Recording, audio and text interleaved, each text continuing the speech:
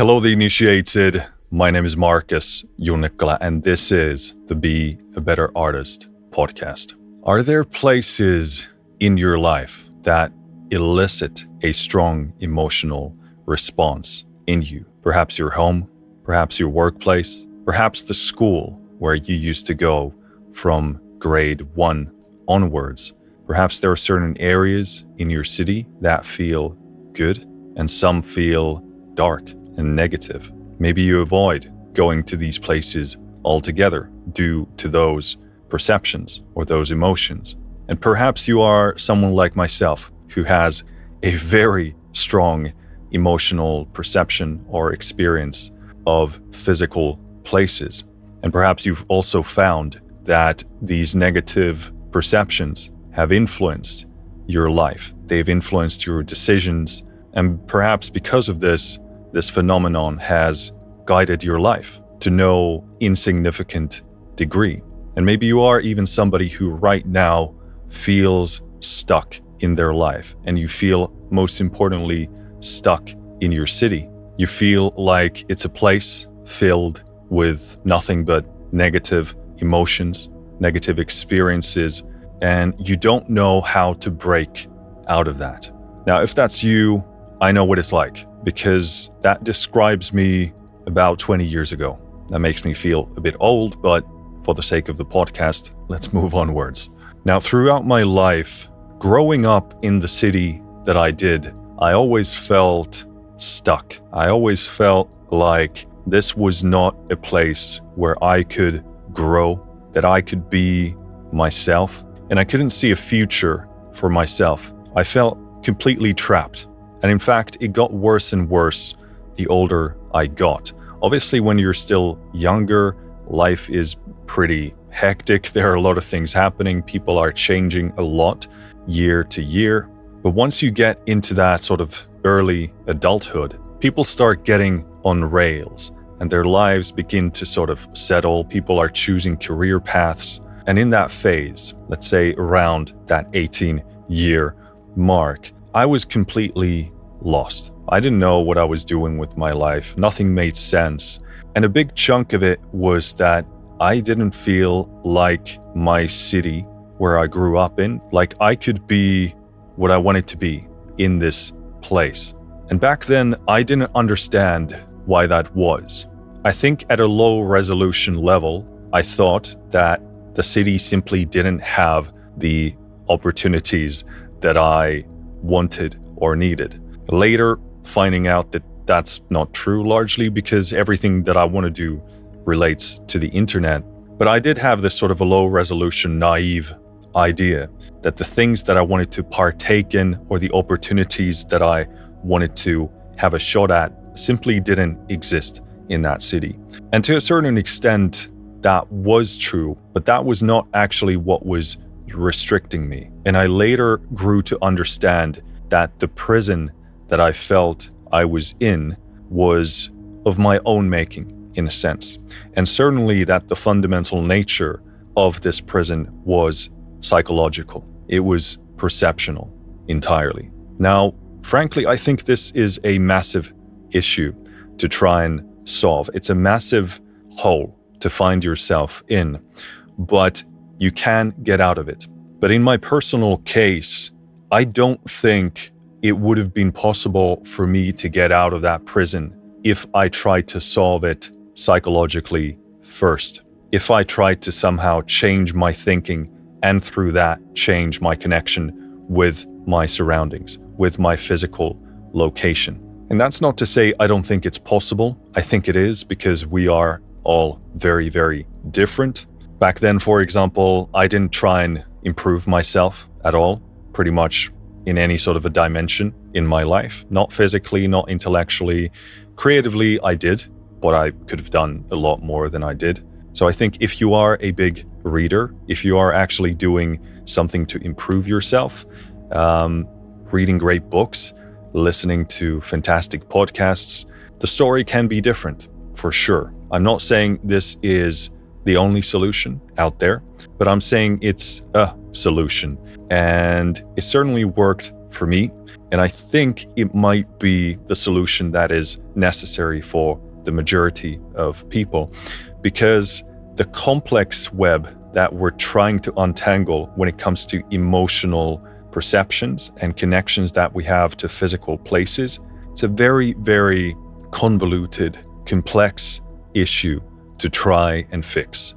So I think the solution for a lot of people is gonna be starting from the other end. If the problem is the physical, start with the physical and work your way from there.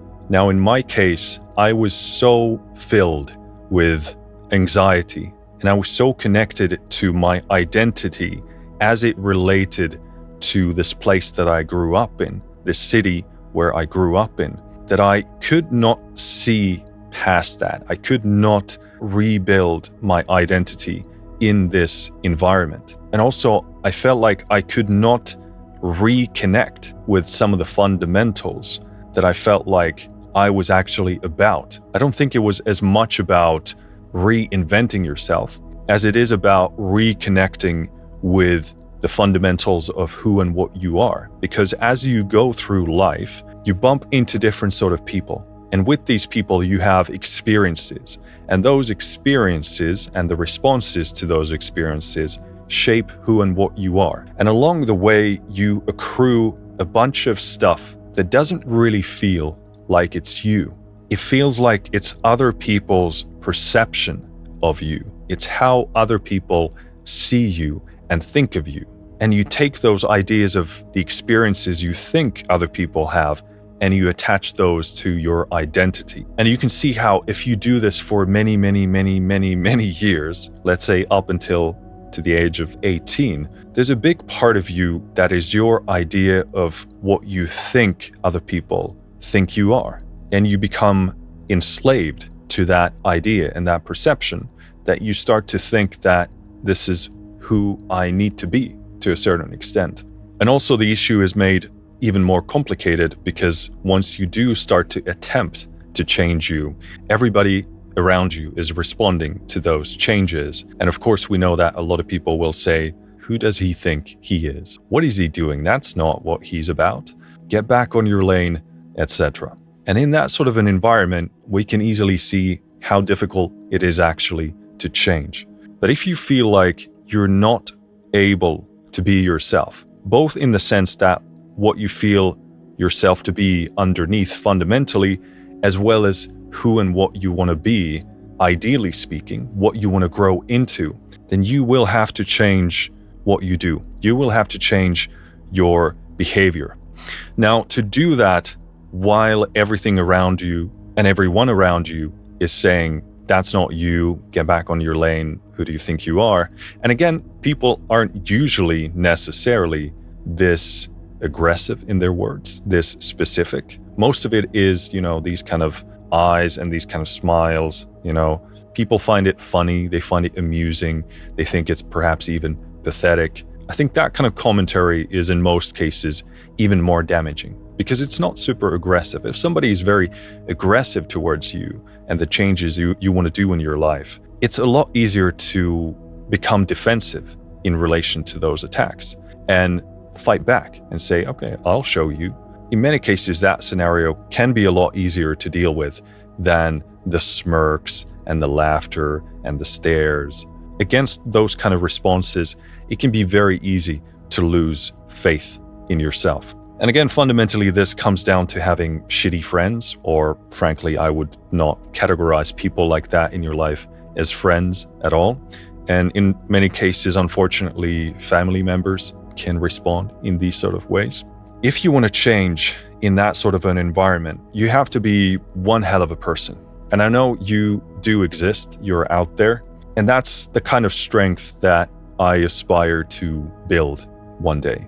And if you have changed yourself in a difficult environment where everybody thinks they know who and what you are, they want to put you in your place, and they don't want to see you grow because it makes them uncomfortable and reminds them of something that they're not addressing in themselves. If you have changed yourself in a difficult environment, my hat's off to you. Congratulations. That is a badass achievement. Now, for the rest of us, we need different sort of tools. And again, this is not to say that you shouldn't try and change yourself in a difficult environment. I think if you can pull that off, you've become very, very strong mentally. And there's probably not a lot of things you can't do in life once you put your mind to it.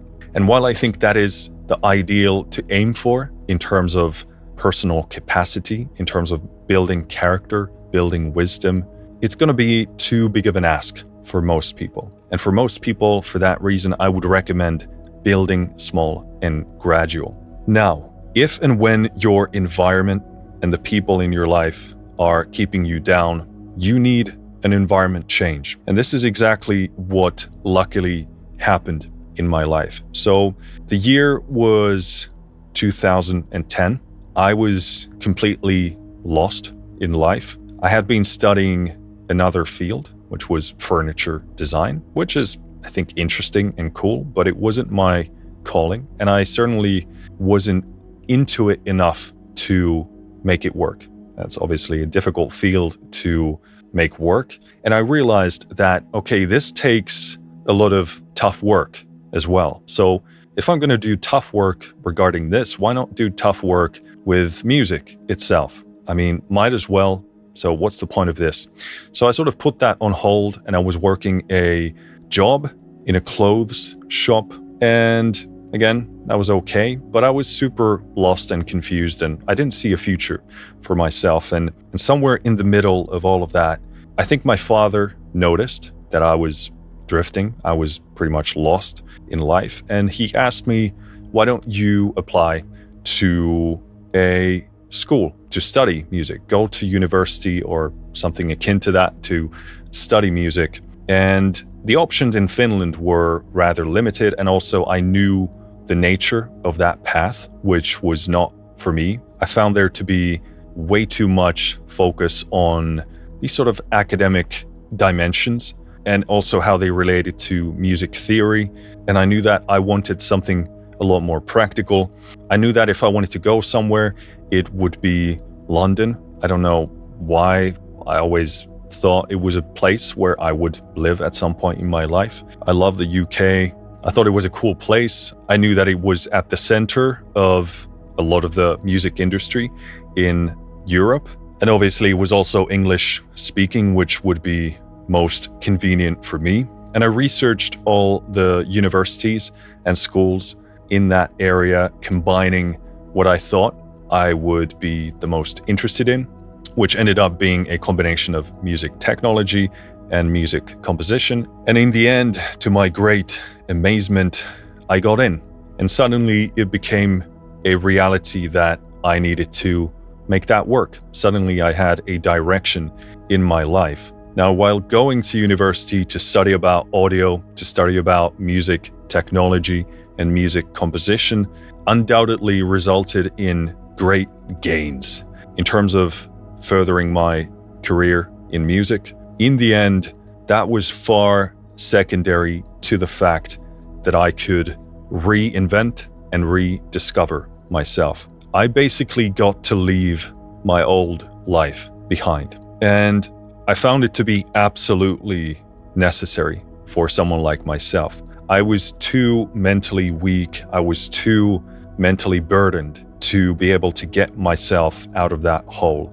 And I needed a complete change, a complete contextual change in absolutely everything in my life. And I felt so bogged down by not only my environment, but also a lot of people's idea of who and what I was. And I was not at all satisfied with myself. And in this sense, I don't blame people in my life for treating me the way that they did, because frankly, I didn't like myself back then. So I don't blame anyone else for not liking me either.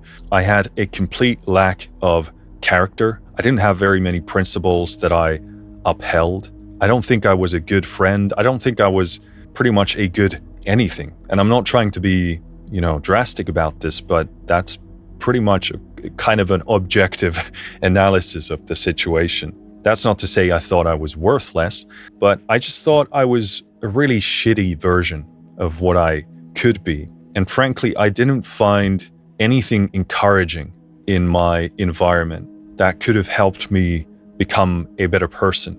And I think I was far too sensitive for that to work anyway, because I am really good at reading people. And mostly I'm really good at reading people emotionally at a sort of a very basic sensing level. I've been really bad at understanding people, which is a whole different skill set. But my ability to get a read on a person in terms of what's happening under the hood, emotionally and intentionally, that's been a talent of mine. It's been a gift that's been bestowed upon me.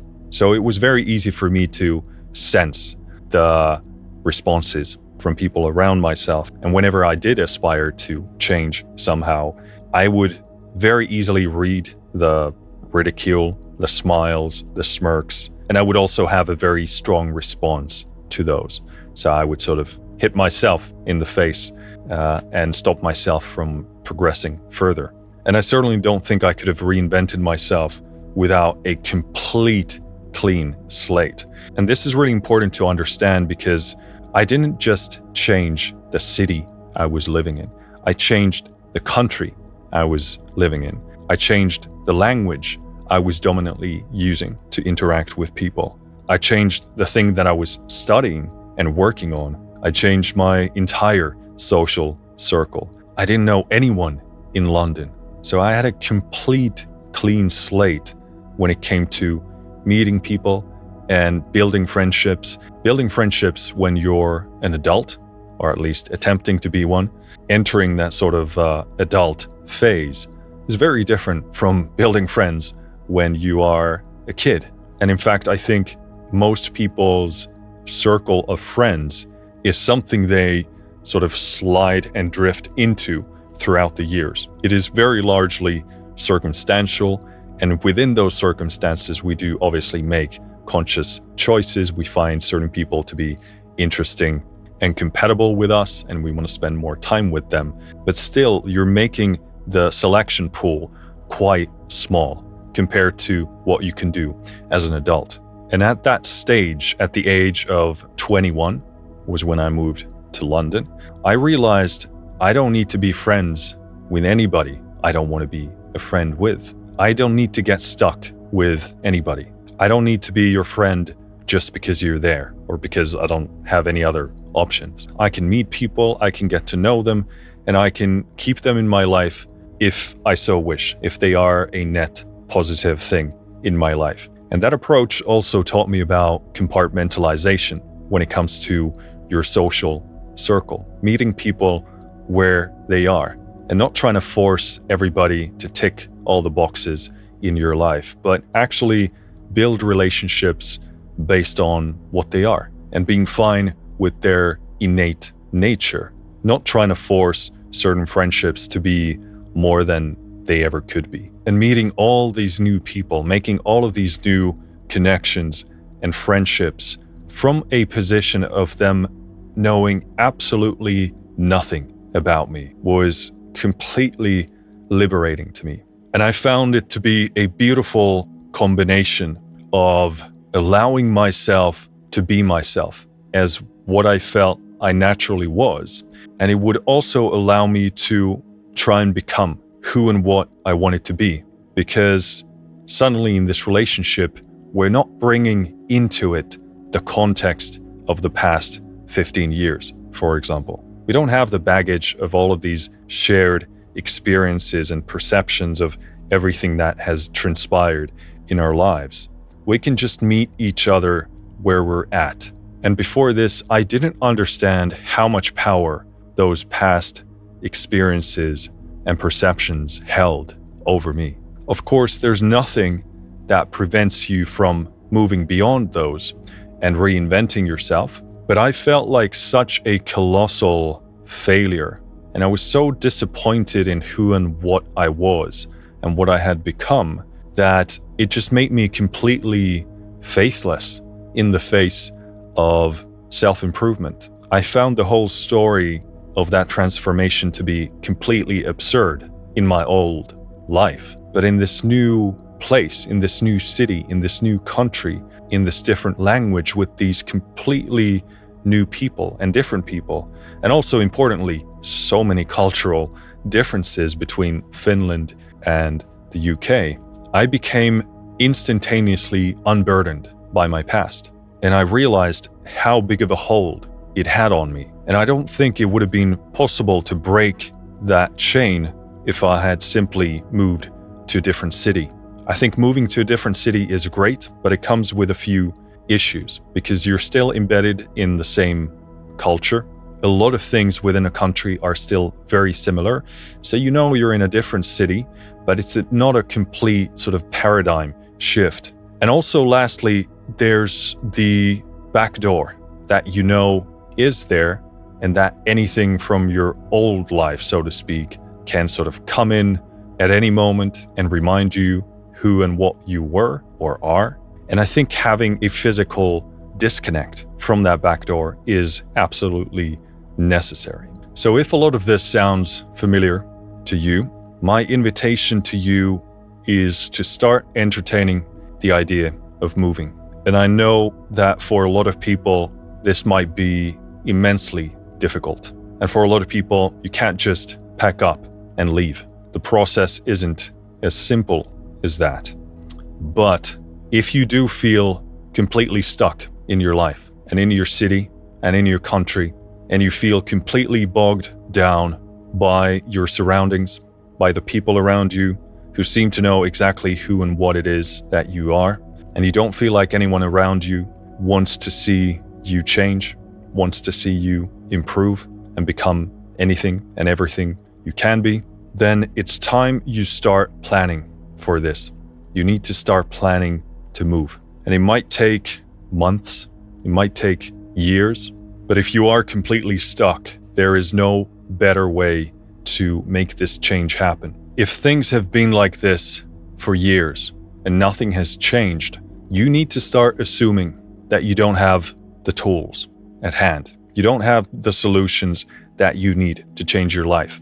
And probably something more fundamental, something more drastic, something bigger is necessary for you to break out of this rut. Because I don't want you to be the person who realizes this at 16 years old and then you're in the same position when you're 26. Because if that's the case, you're probably going to be there when you're 36 and 46, and before you know it, life is over. So as hard as it might be to move, to make it happen, to move to a different country, what's a lot harder is to live a life of being somebody you never wanted to be somebody you don't feel like you are inside, deep down, fundamentally, to be somebody who is very far from the ideal version of who and what you think you should be or could have been. It's far harder to live with the pain and the regret of a wasted life. So I don't know what your conditions might be. I know that there are certain parts of the world where what I'm inviting you to do seems completely impossible. But again, one has to contextualize this to the reference point of an entire life. How is it that you want to live this life? Who is it that you want to be in this life? And just because something is hard doesn't mean it cannot be done. And in fact, most great things in life are difficult. Now, obviously, where to go? I strongly recommend going to a country that speaks to you, a place that you like. I loved London. I had visited many times. And like I said, I always had this feeling in the back of my head that I would at least spend a period of my life there. It should be a place that is kind of a dream place for you. That it's a dream for you to go there and live there. Now, obviously, it makes sense to make the language element work. Maybe you do speak a couple of languages. You can study a language, of course, but maybe you have some connections where you're going, so you can make the transition smoother. But again, I think a strong enough cultural shift is something that will tremendously help you.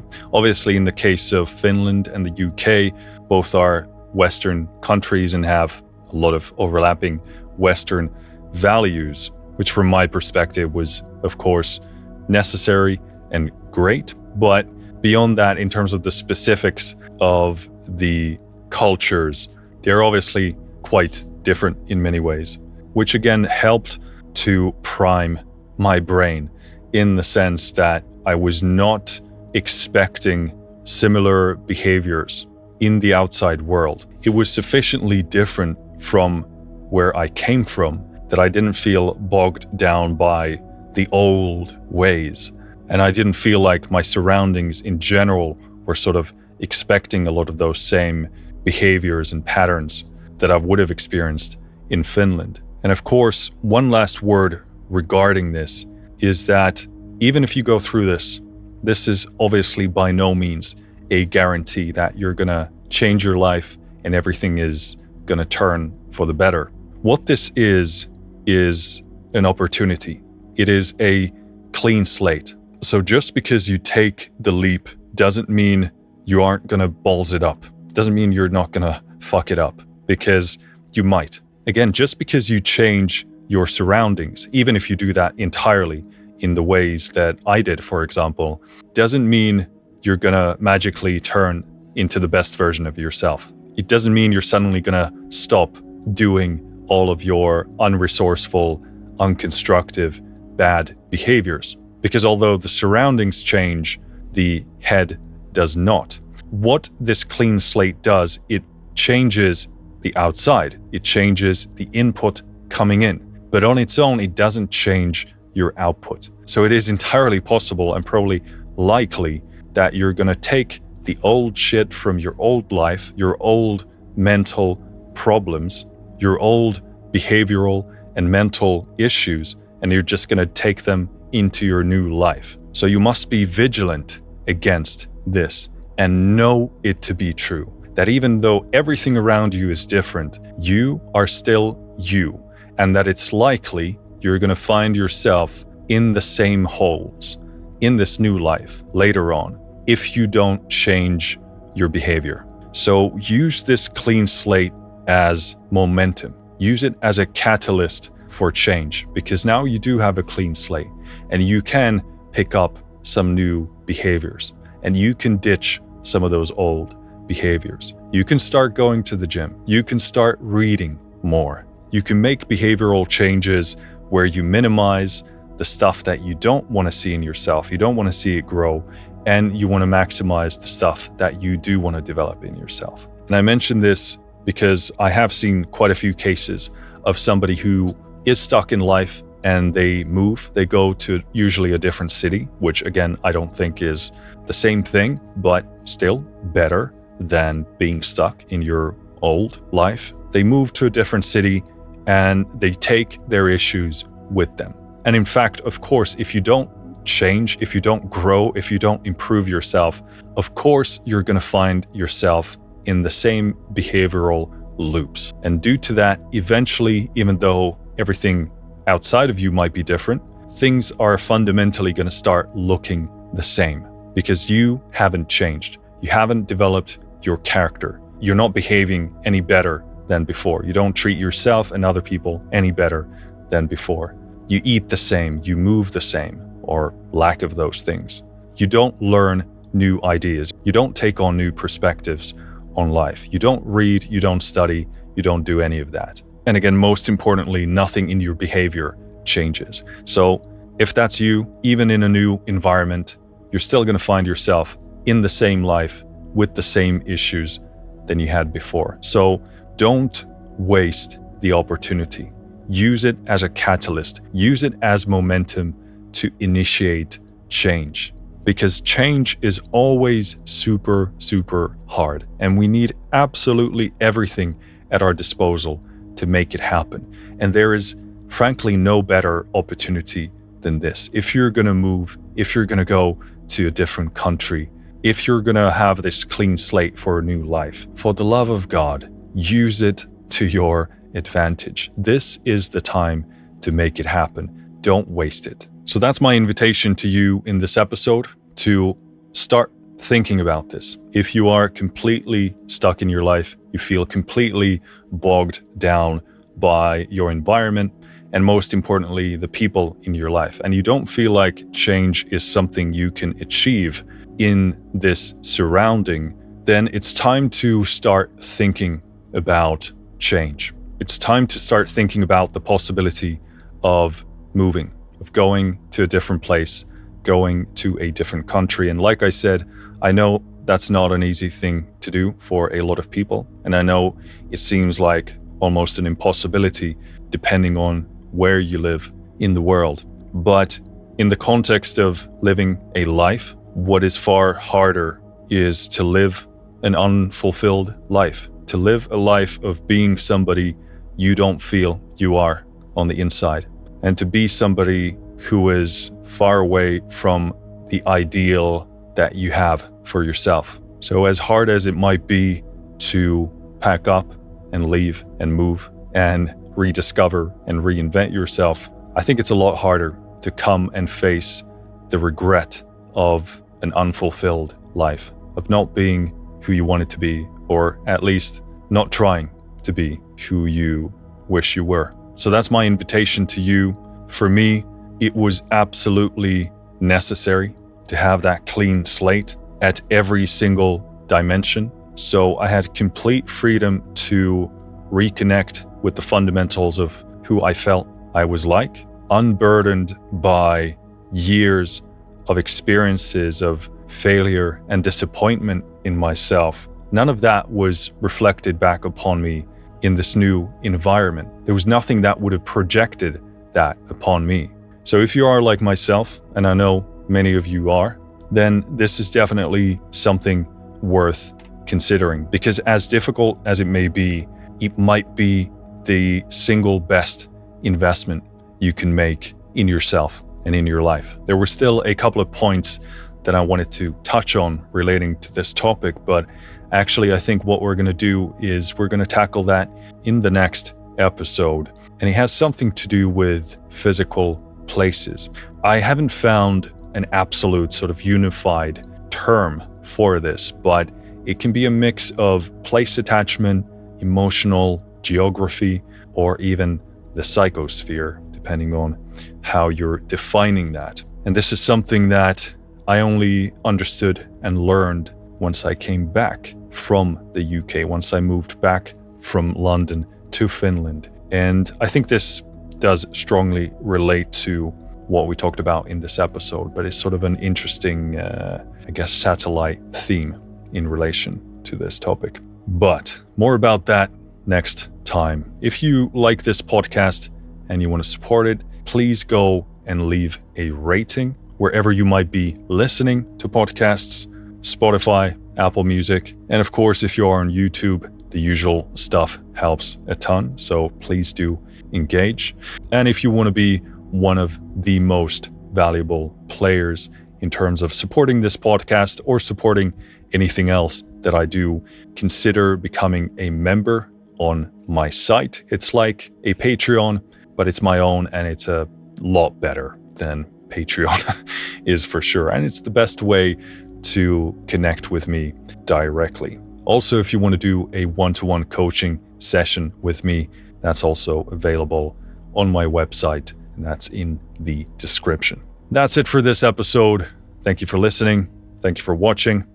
I'll see you next time. Finished.